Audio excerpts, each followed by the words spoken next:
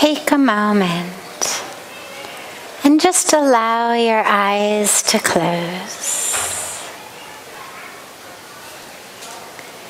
And just allow yourself to take a moment and reconnect within. There's so much movement in the world around us. So much constant change. So many places to put our attention and our focus. But allow yourself for just a moment to withdraw from all of that, all of the activity, all of the movement, all of that which excites the sensory organs. And just take a moment to pull inward.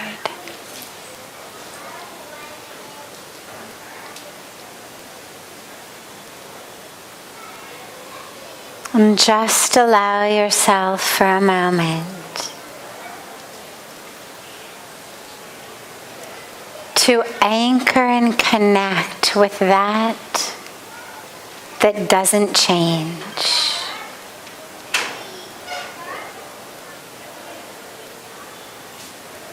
That which is not high or low, up or down, succeeding or failing,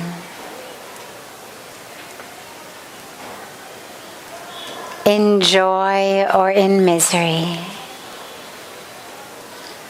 Connect with that of yourself that just is.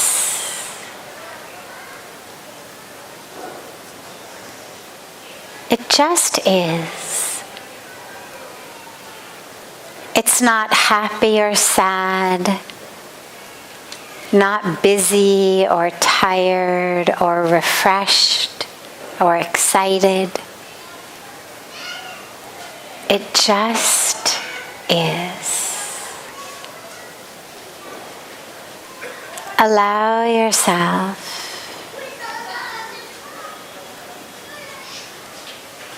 to just anchor in that experience.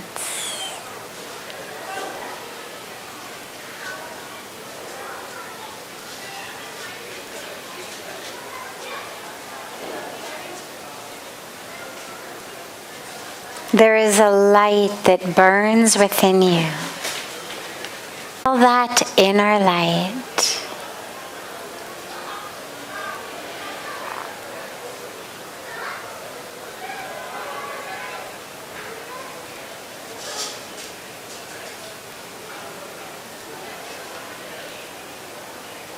And if the mind gets distracted, just gently bring it back. Dropping it down into that light.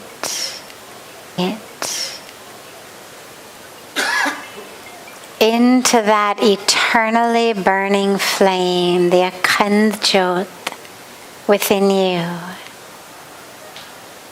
Never changing. That which the candle, the light illuminates is changing. Moment to moment, birth to birth.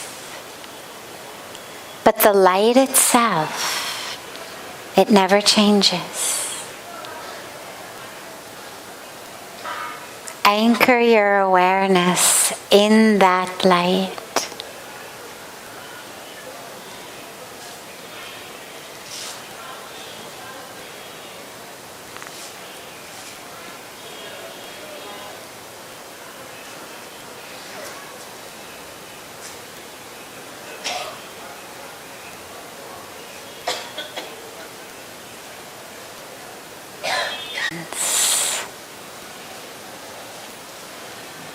and open your eyes.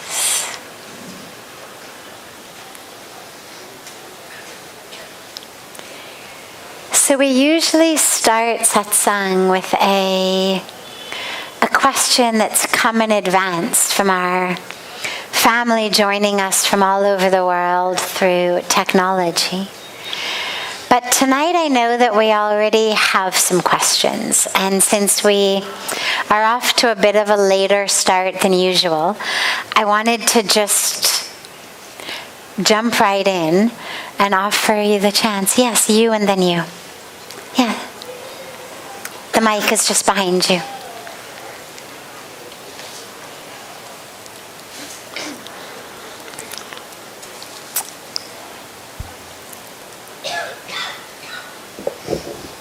Okay, here we go.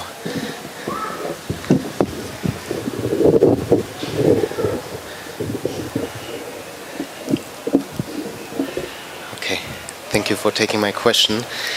I come from a finance background, and what I've observed over the years is that where we are in the world today, we really need an evolution of consciousness, especially in that business world, in that world of finance, which is moving so much money around.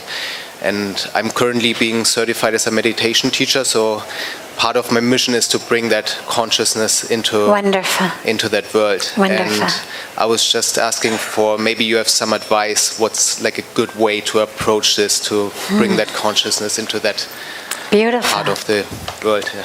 So he's in the business world, but he knows that we need to bring more consciousness into the business world. And he's looking for thoughts, ideas on that. Beautiful. So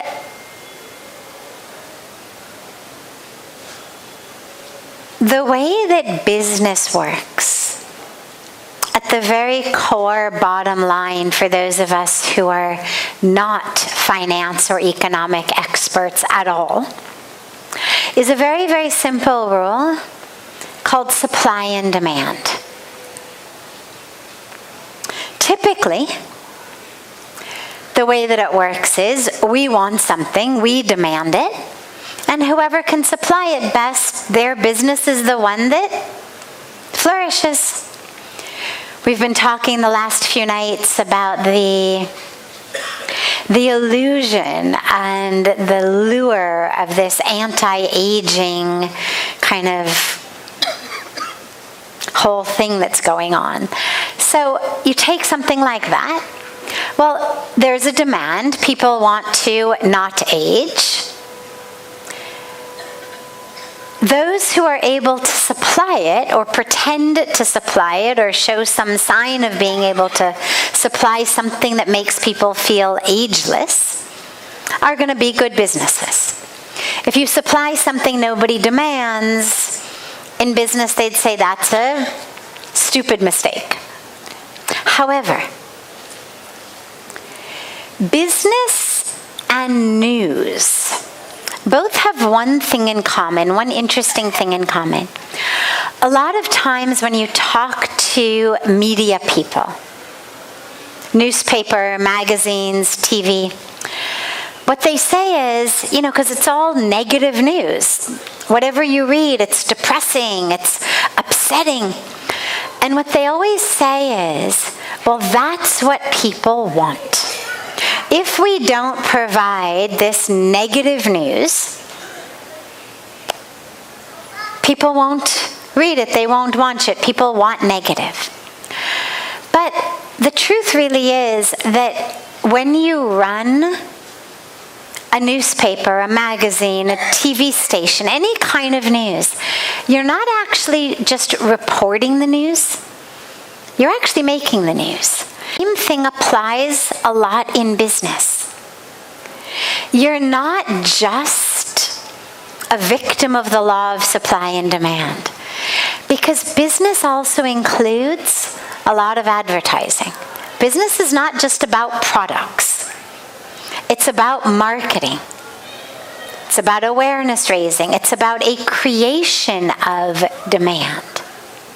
And what that means is if you're a business person, your highest calling is not just about how do I respond to a demand that has been created anyway by things, news platforms, social media platforms, commercial platforms that make people feel like they need more, cheaper, in order to be happy. You're not just a victim. हम सबके पूज्य बड़े महाराजा Shri Feeling like they need shopping therapy because they're depressed or frustrated or bored. And so it's not just how much stuff can we produce to alleviate people's boredom or frustration and distract them with a new pair of shoes and convince them that if they just have a new shoes or new handbag or a new model of mobile phone, that their depression will go away. Because that's what most business marketing does. We're not actually selling products. We're producing products. But what we're selling is happiness. If you look at commercials for things like, take something like soap, okay? Very simple product, everybody uses it. What does soap do? Cleans you. So an honest advertisement for soap would say this brand of soap cleans you this much better than that brand of soap. But that's not what the advertisements do. What are advertisements for soap like?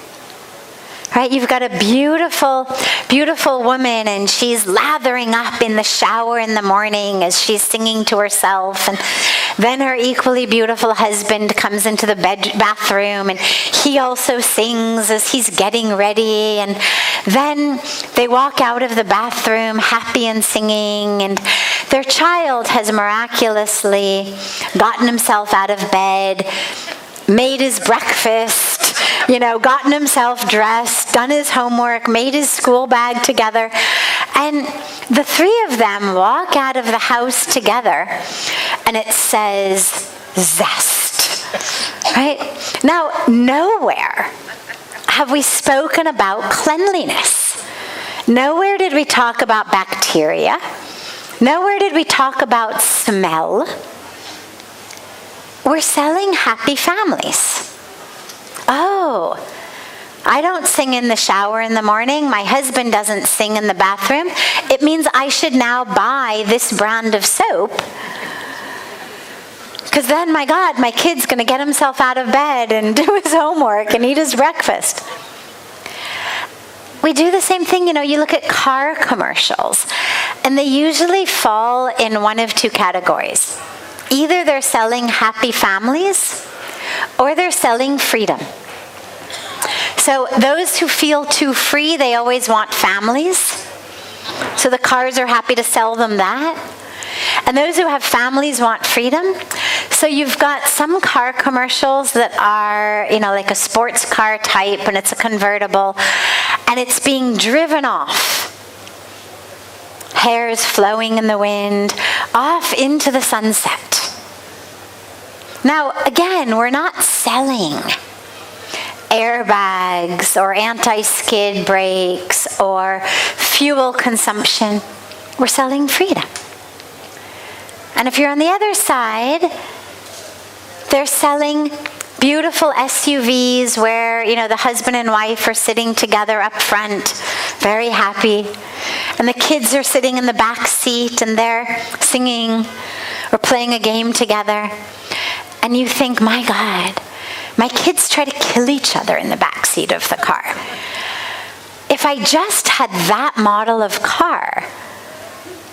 And so again, we're not buying transportation. We're not buying fuel efficiency. We're not buying safety. We're buying happiness. We're buying freedom. And the marketers know exactly what we need. And so this is the way that they're marketing to us. Consciousness in business means many things. It means, number one, the product we produce is in alignment with our ethical, moral values. It is not polluting the air, the soil, the water. It is not being produced by women and children in sweatshops. Chemicals are not being used in the production that are turning factory workers or farmers into cancer patients and giving their children birth defects because of what's being inhaled in the factory or in the farm. So that's one aspect of it. But the whole other aspect of conscious business is, how do we create demand for that which actually is healthy for us and healthy for our societies? It's easy to sell chocolate and chips and French fries and all of the ways that they use subliminal messaging in commercials to make you really want that roast beef sandwich. But neither is it good for you, nor is it good for the cow, nor is it good for the starving people on the planet, nor is it good for our environment. Can we use advertising and marketing to actually create demand for things that are of value in our lives, instead of trying to get people to stare at their devices more and more? Can we create things that turn people's attention back to what matters, back to their families, back to their spiritual practice?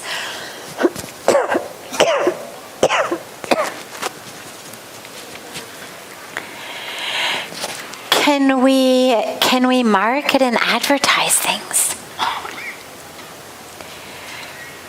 that are organic, that are fair trade, that keep our farms and farmers, our factory workers, healthy? Can we create demand for things that don't require the desecration of our natural world to produce? That's consciousness in business. So it's in the products you produce. It's in the way you produce them. It's in your own office setting, right? Are you one of those businesses that, pushes people to work 100-hour work weeks? Or are you part of a business that actually encourages people to take time to do yoga, to meditate, to take a walk, to gather together? What are you rewarding? But it's also about creating demand. Because if we keep doing the same things, we're going to end up in the same place. Miserable, lonely, sick, in debt, stressed out, and with a planet that's falling apart. So we need the business aspect of society to be those who direct our attention, our focus, and also the energy of our dollars, rupees, euros, pounds in healthy directions. There's nothing wrong with making money. Do business, but do business that benefits society. Let people spend their money, their hard-earned money, on something that actually benefits them.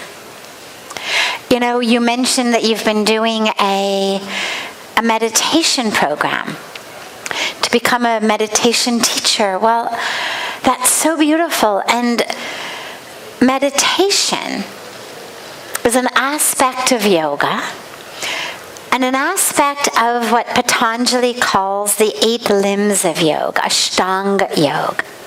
The 7th limb before samadhi is dhyan, or meditation. But the very first limb is yam, or what in English frequently we call the yamas. Right? First one, ahimsa, non-violence. Second, satya, truthfulness. Third, asteya, non-stealing. If I am using my money, or my technology, or my know-how, or my power to convince people to spend their money on something that harms them but benefits me, it violates the very principles of a yogic life. It is violent, it is false, and it is stealing. I may not have broken into their home in the night to steal their money, but if I've created a 60-second commercial or an ad on social media with all of the technology that I know about marketing and advertisement and persuasion to get people to click here, buy now, who wouldn't otherwise click here, buy now, that is stealing. Let us be really clear. It is stealing. It's stealing their money. It's stealing their time. So let business become something that actually brings benefit to the planet. There's so many things that we need that would actually help us. Stay healthy, have more time. Clear away the nonsense from our lives. Have a healthier environment. Live more sustainably. Learn more quickly. Learn more easily. Learn more things. Use business to benefit the world. Let your business and your meditation go together. Beautiful. Yeah, other questions? And then you. You're right after him. Yes.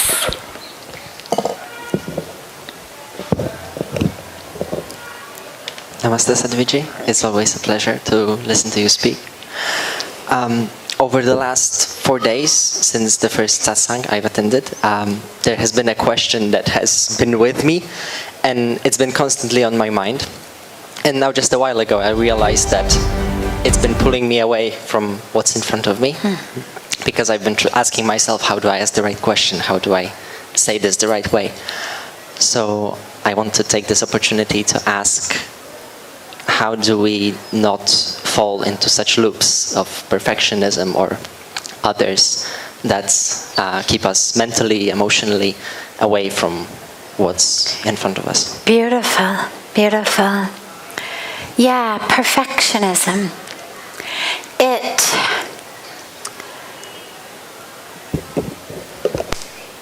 Perfectionism, it cripples us. It absolutely makes us unable to move. To move smoothly, to move well, to move healthily. It thwarts us, it blocks us from actually achieving not just the goals we've set for ourselves, but actually achieving the highest goal of our birth, which is the awareness of who we are. The awareness of that divinity within ourselves, because the voice of perfection says, you're not good enough yet. You're not right. You're not smart enough. You're not articulate enough. You're not this enough. You're not that enough. And it constantly makes us feel less than, not good enough. And when the truth of who we are is divinity. Those of you who were here last night saw our little sister, daughter, Vanya. Little Vanya, who I had come up and sit with me last night, who was so worried because When she gets bad marks in school, she feels really badly about herself.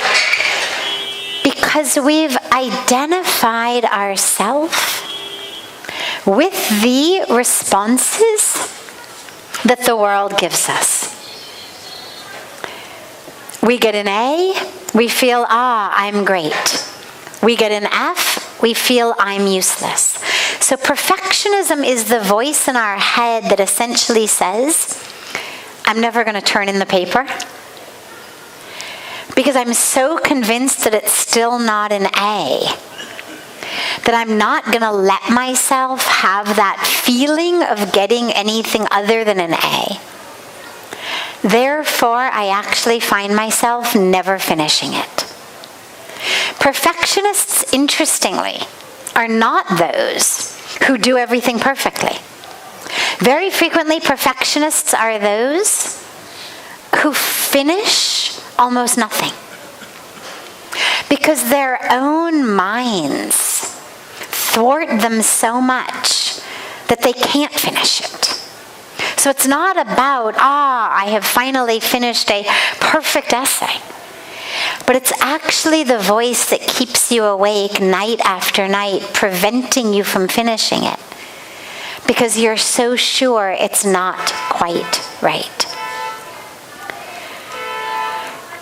On a deep psychological level, perfectionism is actually a defense mechanism.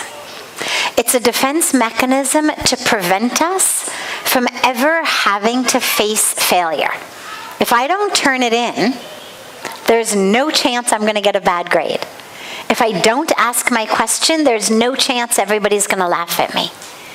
If I don't show you my true self, if I don't take risks, if I don't step up to the plate of my life, nobody will ever make fun of me. They'll never laugh at me. They'll never think I'm stupid. I'll never be humiliated because I'll never try. I just won't do it. If I can't do it perfectly, I won't do it at all. And so perfectionism, far from actually making us perfect, it makes us stuck.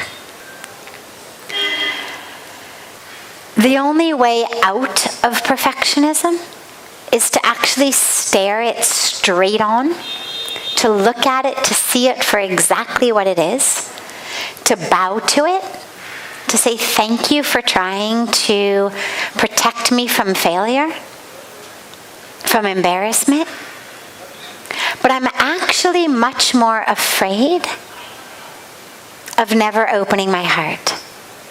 I'm actually much more afraid of living my life in jail, in a box, chained to my own preconceptions. So even though this I know isn't perfect, it's good enough. It's good enough. Because the core of who you are is perfect. So it doesn't mean everything you do is perfect. But who you are is divine. Who you are is inseparable from the perfect divine, the perfect supreme reality. Doesn't mean you're going to be good at everything. In fact, no one is good at everything. If you've never failed, it means you've never tried. It means you've never taken a risk. Life is about blossoming, growing, thriving, is about having the courage to fail, because if not, you have no idea what you really can do. If you don't take risks, then sure, you might not fail, but you'll also never succeed. You might never feel embarrassed, but you'll also never feel exalted and exhilarated, because you'll never actually try. So perfectionism is that literally keeps us in a box. It keeps us small. It keeps us low. And you've got to just stare at it straight on and say, thank you so much for your care and love. Now get out of my way. Get out of my way. Because today I'm putting the keys of my life in the hands of courage, not perfectionism? It's up to you. Who's going to drive the car of your life? You want perfectionism to drive it? Every single time you look out the window, you're going to discover you're in exactly the same place. You let courage drive it? You may make some wrong turns every once in a while. You might even run out of gas sometimes. But you're actually going to be able to achieve, to reach the highest places with that open heart, with that courage, with that self-confidence. So never give it the keys to your life. But acknowledge it. It's trying to protect you. And then just gently and lovingly move it out of the way. Wonderful. Yeah. 1 second. Yes. Always, youth always gets priority. And then yes.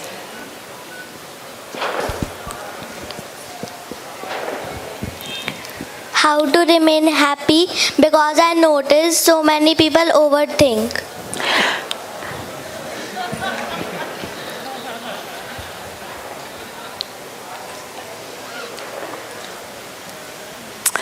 Okay. Want to sit? Good. What is your name? Myra. Maida. Beautiful name. Okay. First part of your question was how to remain happy. And then give me the second part. Because I notice so many people overthink. So many people overthink. Overthink. Yes, exactly. So when you overthink, do you overthink? No. Wonderful. Good. Raise your hand if you have ever fallen into the pit of overthinking. See everyone out there? We all do it. You're very lucky. Now, but the good news is overthinking is just a habit. That's all it is. It's just a habit. Some people bite their fingernails, some people crack their knuckles, some people twirl their hair, right? And you don't even notice that you're doing it because it's just become a habit. Some people, they sit, and their leg kind of goes like this while they're sitting. And it's just a habit. You don't even notice my leg is moving or my hand is moving. In the same way, when we are not aware of our mind, the mind goes into overdrive, overthinking. Because of course, when we're overthinking, it's not just about the quantity. See, when you say overthinking, it means too much thinking.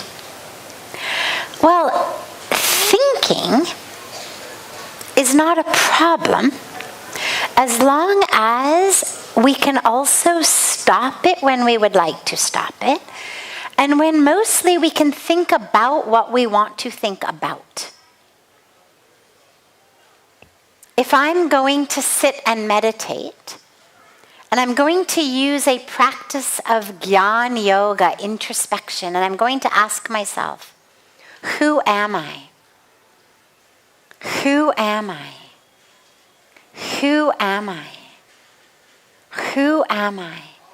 I want my mind to be able to do that. I don't want it to be making shopping lists. I don't want it to be thinking about the annoying person who sits in the, cubicle next to me at work. I want to be thinking, who am I?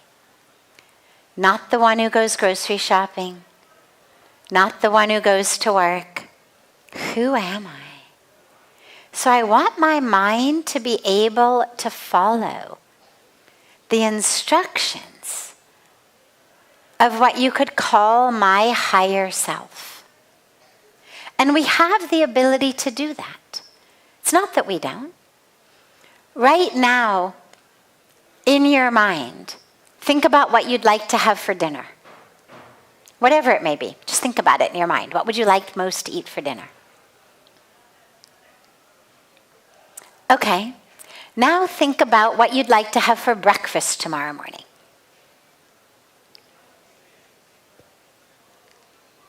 Now think about who your favorite person in the world is. You could do it, right? You could direct your mind what to think. The dilemma is we usually are not paying attention to the mind, and so it runs all over the place. It's like if you've ever had a new puppy dog and you're trying to train a puppy dog. Well, if you don't train it properly, it's going to run all over, it's going to pee everywhere, it's going to destroy your furniture. So you train it. You work with it, you train it. And the mind, we can train it also. There's a lot of ways to train the mind. A very, very great way is what we call a practice of japa. Do you know any mantra? Yes. Okay, you have to use the microphone. What mantra do you know? Om Bhurбhava Swaha. Great, can you say it all for us? Om Bhurбhava Swaha Tatsavadorvarenyam Bhargo Devasya Dhimahi Dhyo Yo Na Prachodayat. Beautiful. So if you're saying that, is your mind thinking about 10 other things at the same time? Nope. Because you know what? I'll give you a secret. The mind actually can only think about one thing at a time. Those of us who think we overthink, it's not that we actually think many things at once. It's that what we are thinking changes in very rapid succession. But if we keep our mind focused on one thing, a mantra, our breath, a word, Om, a name of God, or even a much simpler mantra, something like Soham, I am that, Aham Brahmasmi, I am the divine. Something very, very simple also works. And it keeps the mind focused. And then I learn slowly, slowly, slowly to keep my mind focused. It's why we meditate. Meditation is that trains our mind. Do you play any musical instrument? Do you play any sport? What sport do you play? Badminton. Great. So you play badminton. Do you practice badminton? Yeah, right? I mean, you couldn't just go out to play if you never practiced and expect to be able to play well, right? Right? I mean, if I said to you, I've never played badminton before, but I'm gonna come out there and I'm gonna play a game of badminton. You'd want to teach me how first, right? Maybe you'd give me some pointers. Maybe we could practice together a little. Right? So the mind is the same way. You have to train it. It needs practice. You can't just decide I'm going to stop overthinking any more than I can decide that I'm going to go out onto the ice in an ice skating rink and I'm suddenly going to be able to skate like an Olympic skater. Or any more that I think I'm going to be able to go into a gym and lift a 100-pound barbell if I don't work out. No way. I haven't trained that muscle. I haven't developed the skills. And the mind works just like a muscle. What you do with it, it gets used to doing. If I sit here and I do this all day long, my hands are going to do it even when I don't think about it. And if I let my mind go all over the place, that's what my mind is going to do. So I use meditation, I use mantra, I use mindfulness in life. When you're walking, instead of looking at your phone while you walk, watch your breath, chant a mantra. Most people, when they walk, they're talking on the phone or they're looking at their phone. It means you're not here in this moment. And if I'm not here, then I cannot be helping my mind. Then my mind is somewhere else. So you've got to bring your attention here. Bring your awareness here. Watch the mind. And then train it to do exactly what you want it to do. Think about it like a puppy dog. Don't get mad at it. Don't hit it. But just train it with love. Okay? Good. Thank you.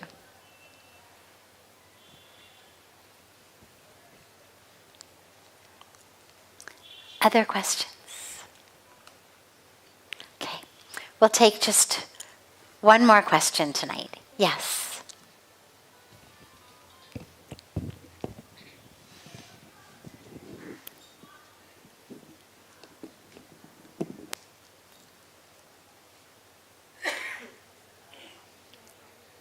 Come.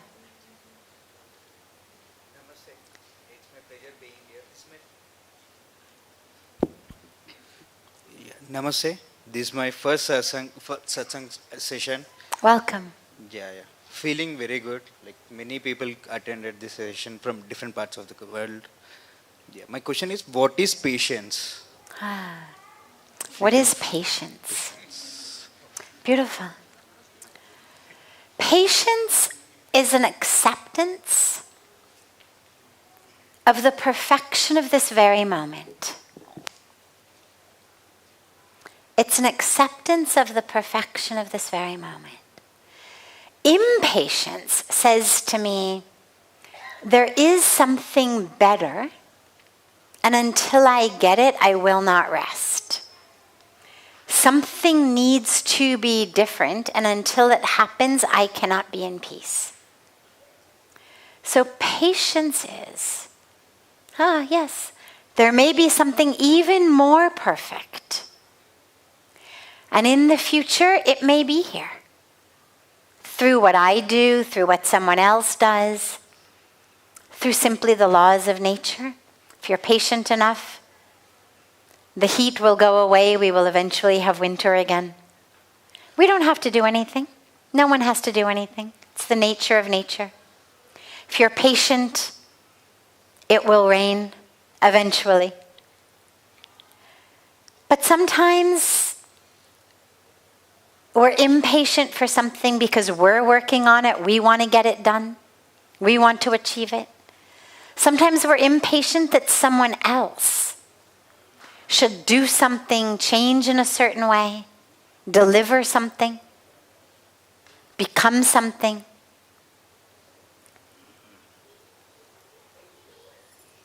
But that impatience says to me, and it says to the world, there is a problem in this moment, and it will only be solved when things are different. And the problem with that is you lose all of the minutes of your life. Because even when what you were impatient for finally happens, then you're impatient for something else. Because that's the nature of the mind. As we desire, those desires create more desires, create more desires. So I'm impatient for dinner. Then I'm impatient to watch a movie before bed. Then I'm impatient for this phone call. Then I'm impatient in the morning for breakfast. Whatever it is. Every minute we're impatient for the next thing. So the solution to impatience is to just keep reminding yourself, the present moment is perfect. Right here, right now, in this place, in this breath, I am okay. I have goals. I have hopes, wishes. No problem. They get fulfilled, wonderful. They don't get fulfilled, I'm okay. We're all good. This moment, this breath, it's all perfect.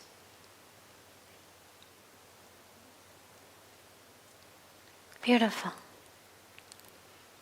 Have a beautiful rest of your evening. A quick logistic note, which is we will not have satsang tomorrow. We'll be back the day after tomorrow. I'm going to Mumbai tomorrow for one day. I'll be back the day after, so I won't have the joy of being with you tomorrow, but I look so forward to being back with you again day after tomorrow. But of course, all of our other beautiful daily activities, the yoga, the meditation, the morning yajna, the evening arti, everything is on. And everything is open to everyone. There's no charge for anything here.